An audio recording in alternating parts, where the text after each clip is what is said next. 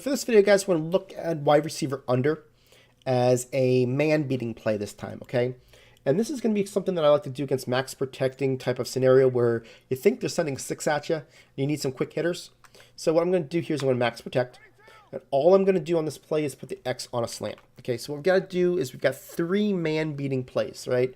So if you look at this, I got this man up, and it doesn't matter if I do it this way or if I do it to where I'm man aligned. It's probably be the better instance here.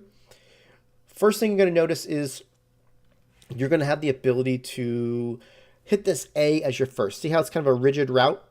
And the B does a good job of making a cross. What I mean by that is the B goes to the left, so where the right cornerback is kind of going to be somewhat in the same path as the A going to the right. So your first thought is really the A as a read.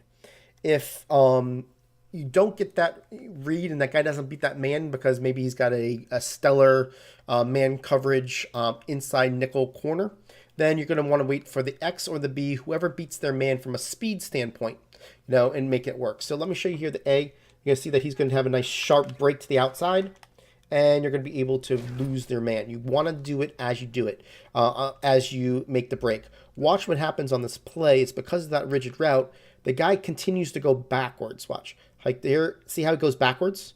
It's kind of like last year where these routes, made the guy jump to the wrong side. This route will make that guy go backwards just for half a step. We're going to get that same exact, separation that we're looking for.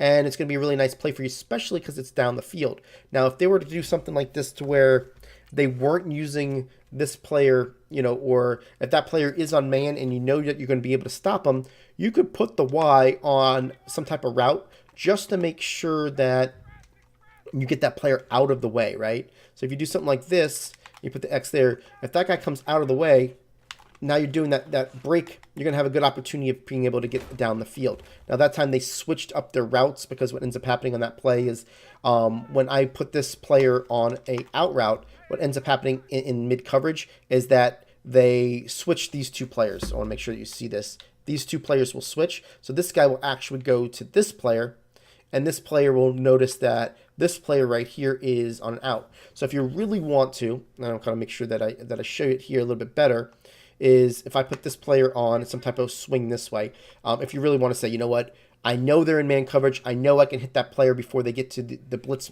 at me. If you do something like this, that guy will now break out there. Now you can throw that ball out there, right? And in that instance, if you're able to get around and you had a good break, you get some more yardage on it. I'm just trying to show you how you can manipulate the safety out of his position, right?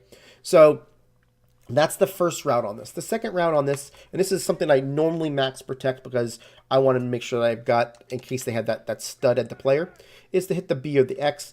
Typically speaking, that B is going to have a good beat on it.